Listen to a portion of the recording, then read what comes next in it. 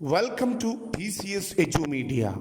T C S എജുമീഡിയയുടെ മറ്റൊരു വീഡിയോയിലേക്ക് എല്ലാവർക്കും ഹൃദ്യമായ സ്വാഗതം.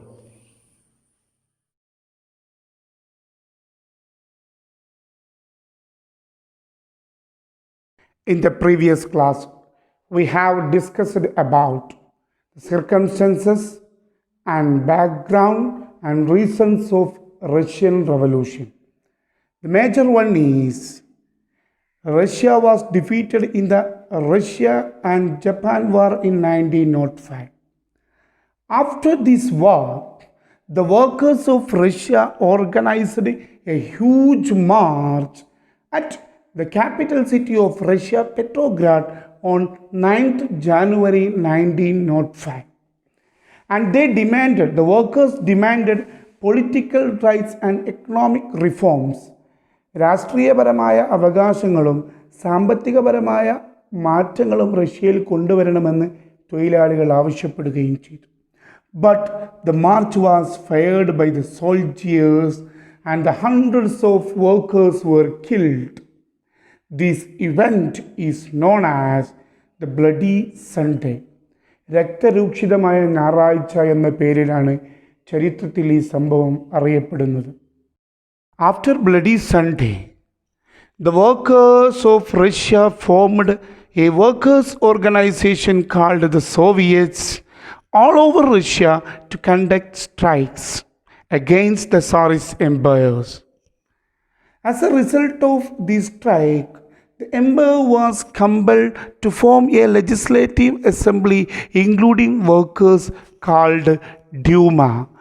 ഈ സമരങ്ങൾ ശക്തമായി നടത്തിയപ്പോൾ തൊഴിലാളികളെ ഉൾപ്പെടുത്തിക്കൊണ്ട് രാജാവ് ഒരു ജനപ്രതിനിധി സഭ, ഡ്യൂമ എന്ന പേരിൽ ഒരു ജനപ്രതിനിധി സഭ ഉണ്ടാക്കി. ഇനി എന്ത് കാര്യവും രാജാവ് ചെയ്യണമെങ്കിൽ ജനപ്രതിനിധി സഭയായ ഡ്യൂമയിൽ ചർച്ചയ്ക്കിടണം. ആ ചർച്ച അംഗീകരിച്ചാൽ മാത്രമേ രാജാവിന് എല്ലാ കാര്യങ്ങളും ചെയ്യാൻ പറ്റുകയുള്ളൂ. ആ അവസരത്തിലാണ് ഒന്നാം ലോക മഹായുദ്ധം നടക്കുന്നത്. ഒന്നാം ലോക മഹായുദ്ധത്തിൽ റഷ്യ പങ്കെടുക്കണമോ എന്നുള്ള ചർച്ച ഡ്യൂമയിൽ വന്നപ്പോൾ അധിക ആളുകളും പറഞ്ഞു, നമ്മൾ ഒന്നാം ലോക മഹായുദ്ധത്തിൽ പങ്കെടുക്കരുത്. പക്ഷേ എന്നാൽ ഇതിനെയൊക്കെ തൃണവൽഗണിച്ചുകൊണ്ട് സർ രാജാവായിരുന്ന നിക്കോളാസ് സെക്കൻഡ് ഒന്നാം ലോക മഹായുദ്ധത്തിൽ പങ്കെടുത്തു. Ignoring the protest from Duma, Sir Emperor Nicholas II decided to participate in the First World War that started in 1914. As a result, a lot of Russian soldiers were killed in this war, and food shortage became severe in Russia by 1917. ഒരുപാട് പട്ടാളക്കാർ ഒന്നാം ലോക മഹായുദ്ധത്തിൽ റഷ്യക്ക് നഷ്ടപ്പെടുകയും അതുമാത്രമല്ല 1917 റഷ്യയിൽ ഭയങ്കരമായ ഭക്ഷണക്ഷാമം ഉണ്ടാവുകയും ചെയ്തു. Due to the food shortage, thousands of women marched along the streets of Petrograd on 8th March 1917 begging for bread. ഭക്ഷണം ആളുകൾക്ക് കിട്ടാതെയായപ്പോൾ നാട്ടിലുള്ള സ്ത്രീകളെല്ലാം ഇറങ്ങിയിട്ട് ഞങ്ങൾക്ക് ഭക്ഷണം തരാൻ വേണ്ടി മാർച്ച് നടത്തി. After this event, the protest was strengthened. The workers organized protest march in Petrograd. Firstly, the soldiers stopped and clashed with the demonstrators, but they later joined with workers due to the tragic experience during the First World War.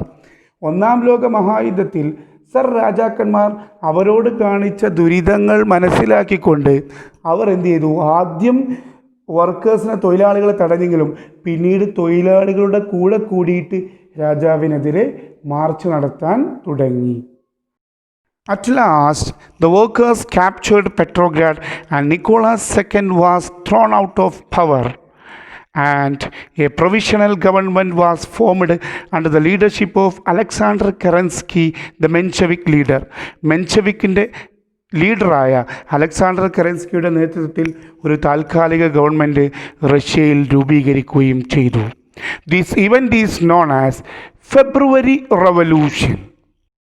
According to the international calendar, this event was occurred in March, but The Russian calendar was a few days behind the international calendar. According to the Russian calendar, it was occurred in February. So, this event is known as February Revolution. After the February Revolution, a group of Soviets, a group of workers didn't approve the provisional government. എന്തുകൊണ്ടാണ് അവർ താൽക്കാലിക ഗവൺമെൻറ്റിനെ അംഗീകരിക്കാതിരുന്നത്? The provisional government under the leadership of Alexander Kerensky didn't realize the aims of revolution. റവല്യൂഷൻ്റെ ലക്ഷ്യങ്ങളൊന്നും our പൂർത്തീകരിച്ചില്ല.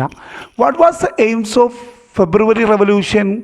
Withdraw from First World War, abolish private property, all power should be given to workers. ഇത്തരത്തിലുള്ള ലക്ഷ്യങ്ങളൊന്നും താൽക്കാലിക government നടപ്പിലാക്കിയില്ല. ഇതേസമയം ഫെബ്രുവരി revolution നടക്കുമ്പോൾ സ്വിറ്റ്സർലാൻഡിലേക്ക് പോയ Lenin ഈ വിവരങ്ങളൊക്കെ അറിഞ്ഞ് അദ്ദേഹം റഷ്യയിലേക്ക് തന്നെ തിരിച്ചു വന്നു. Vladimir Lenin, the leader of Bolsheviks, he came to Russia and strongly opposed the provisional government under the leadership of Alexander Kerensky. And Lenin argued that the entire power, the all power should be transferred to the workers and Soviets. They can only realize the aims of revolution. They can only eradicate and solve the economic backwardness and inequality in Russia. റഷ്യയിലുള്ള പ്രശ്നങ്ങൾ പരിഹരിക്കാൻ ഇവിടുത്തെ തൊഴിലാളികൾക്ക് മാത്രമേ സാധിക്കുകയുള്ളൂ. അതുകൊണ്ട് തൊഴിലാളികൾക്ക് ഭരണം നൽകണമെന്ന് ലെനിൻ വാദിച്ചു. And the all workers supported ലെനിനെ എല്ലാ തൊഴിലാളികളും സപ്പോർട്ട് ചെയ്യുകയും ചെയ്തു. Workers, they demanded some demands to the provisional government. What was the demand? Withdraw Russia from the First World War. Second one, capture the lands owned by the lords and distribute them among the farmers. പ്രഭുക്കന്മാരിൽ നിന്നും എല്ലാ ഭൂമികളും പിടിച്ചടക്കി അതൊക്കെ കർഷകർക്ക് വിതരണം ചെയ്യണം. Make factories public property. These are the demands. But these demands didn't realized and approved by the provisional government. ഈ ഡിമാൻഡുകളൊന്നും provisional government അംഗീകരിച്ചില്ല. Then in November 1917, the Bolsheviks organized an armed rebellion against the provisional government under the leadership of Alexander Kerensky. At last, the Bolsheviks defeated Mensheviks. Bolsheviks defeated provisional government. And the leader Alexander Kerensky fled from the country. Alexander Kerensky രാജ്യം വിട്ടു. And at last the Russia came under the control of Bolsheviks and workers. അങ്ങനെ Russia തൊഴിലാളികളുടെ കീഴിലായി മാറി.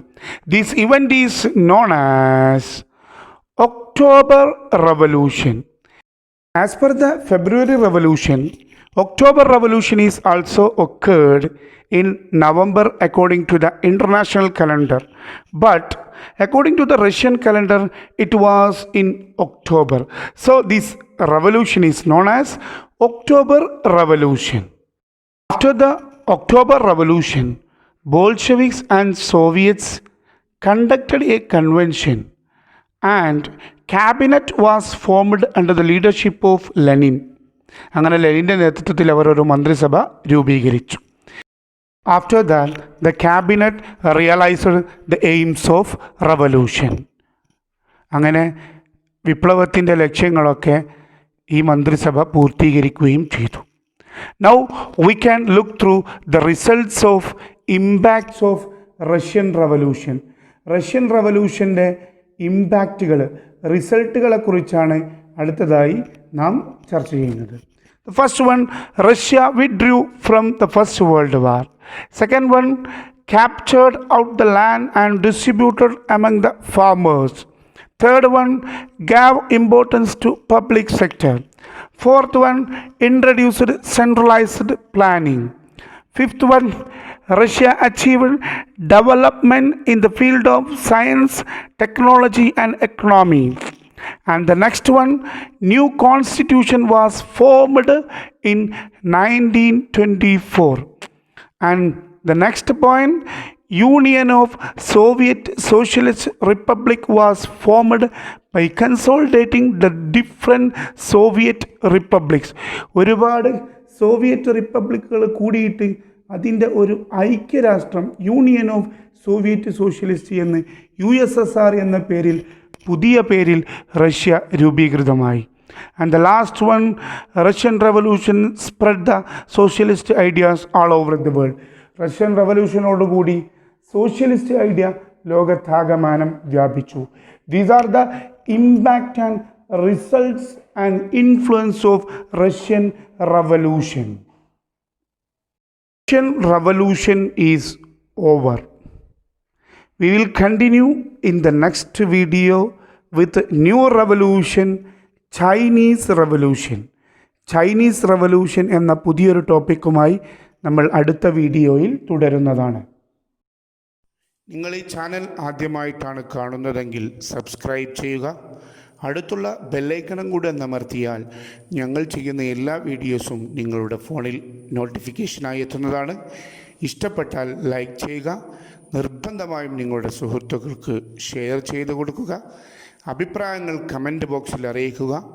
ഇഷ്ടപ്പെട്ടിട്ടില്ലെങ്കിൽ dislike ചെയ്യുക.